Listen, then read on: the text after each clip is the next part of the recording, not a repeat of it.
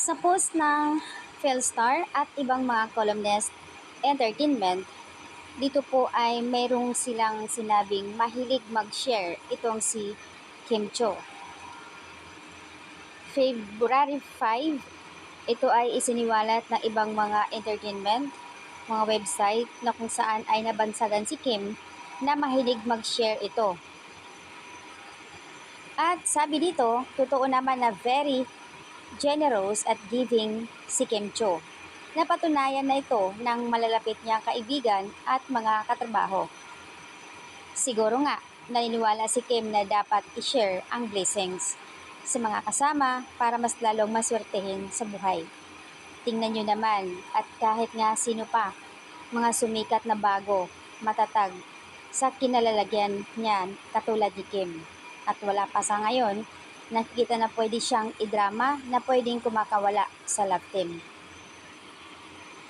Marami pang darating na bagong project ang mga magiging katambal ni Kim. Kaya naman inaabangan ito ng karamihan sa kanyang mga followers na sana nga ay katulad ni Kim ang maraming artista na mahusay at makisama at hindi plastic. Wow!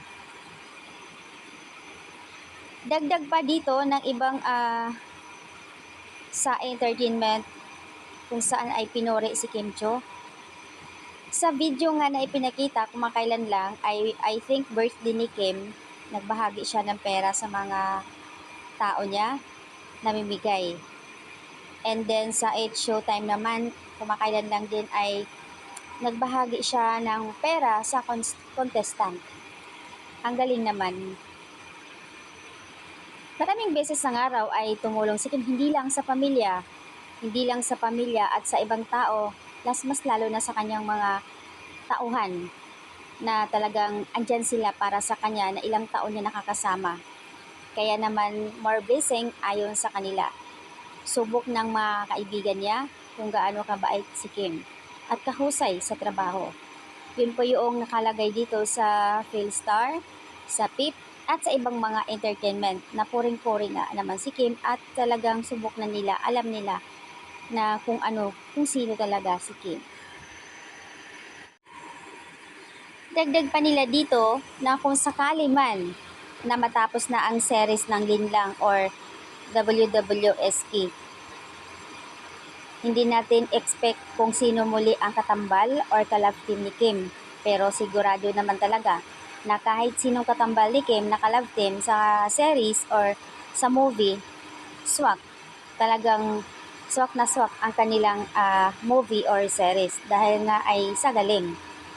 Asahan din daw na hindi lahat ng pagkakataon at hindi palagi na makakasama si Paulo, maliban lang kung siya ang mapili pa rin sa next project ni Kim Cho. Pero sabi nila, hanggat maari si Paulo pa rin dahil nga andoon yung kilig moments nila and ang lakas ng chemistry nila. So yun po yung update guys na talagang kahit saan si Kim na pag-usapan sa social media dahil nga dito sa kabaitan at mahilig mag-share ng blessings.